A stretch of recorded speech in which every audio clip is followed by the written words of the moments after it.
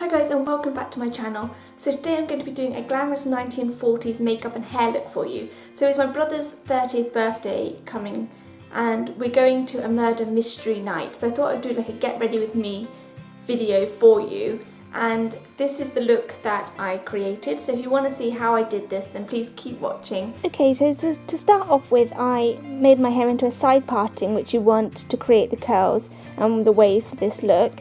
I have then just going to take each section down to the ear to split it off from the back sections. As you can see from here, I'm just using a tail comb to do this. And then I'm just going to take a bobble and tie the back out of the way, just so it doesn't get in the way of the front sections. Okay, so as you can see now, I have taken the part inside that has the most hair, and I've put 2 medium rollers in and 2 small. So 2 small at the top and then 2 medium, and these are the BaByliss Pro heated rollers. Now you can use any sort of heated rollers, just make sure you sort of use 2 small and then 2 medium, and that should be fine. And also, if you don't have heated rollers, I do think you can use it with, normal rollers and put it into wet hair, but obviously that will take a lot longer because you'll have to wait for it to dry. So if you can get your hands on some heated rollers, then I do recommend that. And as you can see, I'm just twisting this in as sort of tidily as I possibly can, and trying to also give it a bit of lift at the roots, just so that it's not so flat to my head. And then for this side, because there's less hair, I've put 1 small roller, and then I'm going to put 2 medium rollers in instead of 2 small and 2 medium. I'm also spraying my hair with L'Oreal Technique Pli spray, which is just a sort of styling spray. So if you have any kind of curling styling spray or heated spray, you can pop that in, because that just helps to keep the curl. And as you can see, that's the front section complete. Okay, so moving on to the back. For the back, I wanted to split my hair into 3 sections. So you want 2 side sections and a middle section, as you can see from what I'm doing at the moment. And I'm just using a tail comb to make sure that just to make my life a little bit easier. And it doesn't really matter if it's, a little bit messy. It's just to sort of try and get a good curl into it. So just taking a top section, I am going to then just take a small roller, so one of the white rollers that I used on the front, and pop this at the top. And you want to sort of try and make it right on top of your head, because you want to give it a bit of lift. Just like that. That's great. I'm really looking forward to this party. I think it's going to be quite exciting. I'm really looking forward to all the sort of looks that might be coming. We've all got characters. I'm a ballet dancer, a retired ballet dancer, and I have to wear lots of jewellery and that sort of thing. So I'm really looking forward to that and seeing what other characters are going to be there, because we don't know. We only know our own characters, and we don't know who the murderer is or anything yet. So it'll all be quite exciting, I think. So I used here a medium roller and then a small roller, and then for the bottom I'm just using an extra small roller, just because there's not enough small rollers in my set, so it's fine. And also my hair's a lot shorter right at the back of my head, so that's fine. As you can see from the sides, I've used 1 small roller, 1 medium, and then 2 extra small rollers, just to keep that in place.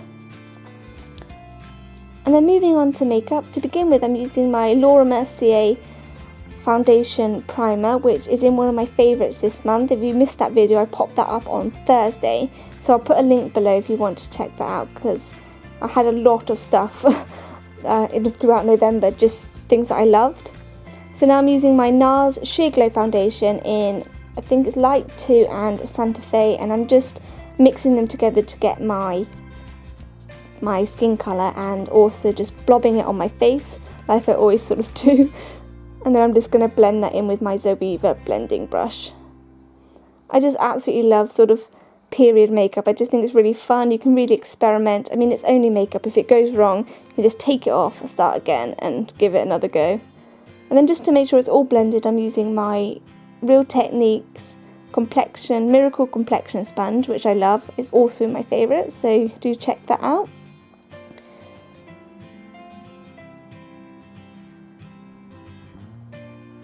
And then just taking a Zoeva concealer brush, I did film putting on my concealer. I'm using the L'Oreal True Match concealer, but I seem to have lost the footage, so I do apologise for that. I just placed it around my eyes, my nose, a bit on my chin and my cheeks, and then I'm just blending that in. and then just making sure it's all blended properly with my sponge again. This is the Glow highlighter from Topshop, which is really, really beautiful. I feel like it really gives you a sort of a glow from within, and it's just very subtle and pretty and lovely, and I'm just applying this with my fingers. And then just taking my Stay Matte foundation from Rimmel, I'm just wanting to prep my eyelids.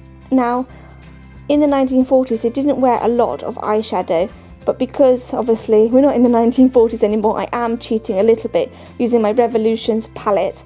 I'm just taking sort of a nude and just popping that all over my eyelid, and you just want to blend it in. It's just, you know, a bit of a cheat to sort of give your eyes a bit more definition than not using anything at all.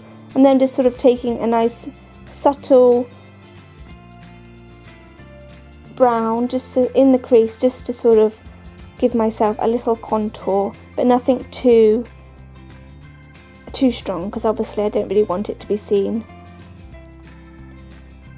And then I'm just blending that all in, and all my brushes I'm using are from Zoeva, and these are the Rose Gold collection, which I really love, so you should really check them out because they're such good brushes. I'm now using my L'Oreal liquid liner, and I'm literally just tapping this on my lash line really slowly, and then I'm just taking it out just a little bit, just to sort of give it a slight flick. Now, they didn't have flicks in the 40s really, it was more 50s, so that's why I've only done a very, very small flick, just to sort of make my eyes look a little bit bigger because I have small eyes. But you just want to try and, you know, keep it close to the lash line and then bring it out a little bit. And once that's done, I'm using my Benefit roller, not roller lash, sorry, this is the primer, and then my roller lash on top of that. And I did that on the top and bottom lashes,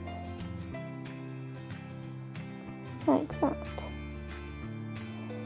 Then I'm just taking my Benefit Gimme Brows, and I'm just brushing my brows up for this because obviously in the 1940s they wouldn't have had ridiculously strong brows or anything like that, so I just wanted to keep them quite subtle.